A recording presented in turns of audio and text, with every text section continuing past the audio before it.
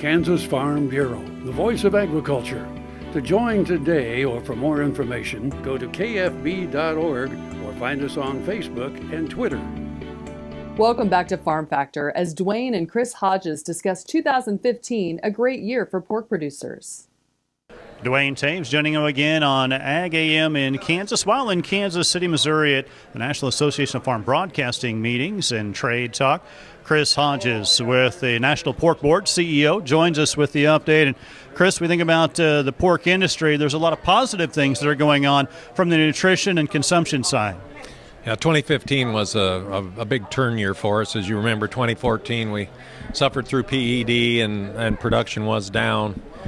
But we came into 2015, roared into 2015. We had a lot more production than anybody saw coming, and we had a few problems in the export sector. So it was a rough start to the year, but by quarters 2 and 3, we'd come back around and ended up being really 2 good quarters for profit and for sales. We had a really strong sales season in both retail and food service in the U.S.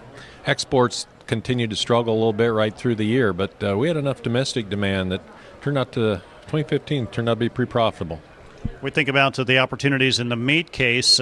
Pork still picking up share in the meat case and favor with the consumer at the same time. Absolutely right. We were excited this year because it was a first time that pork had led both food service and retail in sales growth. That's dollar sales growth. So that doesn't get any better than that when you got your 2 big channels with good, robust domestic demand. And as I said earlier, we really needed that because export was stumbling a little bit. So consumers really embracing our product. There's a lot of work that went into getting to this position, but Pork Board, we like to think that we had a role in that. And my understanding, some rebranding, if you will, of names of cuts to make them more universal and more exploratory or explanatory for the consumer. They know what they're getting. Right. A lot of consumers tell us they're still confused when they go up to the meat case. They call it the sea of red. They just don't understand the difference between different cuts and how they can prepare them. So that's one of the things we've worked real hard on. Our most popular website is Pork Be Inspired. And we got over 2,000 recipes on that, and we get a lot of visits.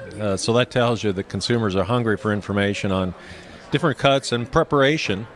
Our heavy consumers that we've learned about through our research like to cook, and we do have a fair amount of our country going back to the kitchen, so to speak. And it really cuts across a lot of age groups, but there are a lot of folks that we call them creative cooks that enjoy cooking, and they really like our product because there's so much you can do with it. We think about those opportunities to meet those individuals. The millennials really are kind of driving that, almost a renaissance of food, and pork fits that very well. Absolutely. I call it the food channel generation. A lot of these young folks have grown up with the food channel, and they know the chefs. And quite frankly, pork does real well on the food channel. And now you've got other digital opportunities for the millennials.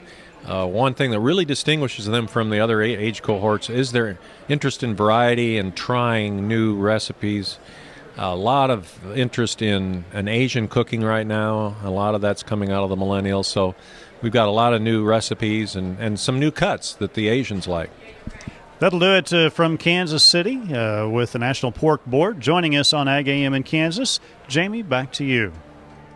Thanks for joining us today. I'm your host, Jamie Bloom, and I hope you enjoyed the show. See you next week on Farm Factor. We're here every Tuesday on AGam in Kansas.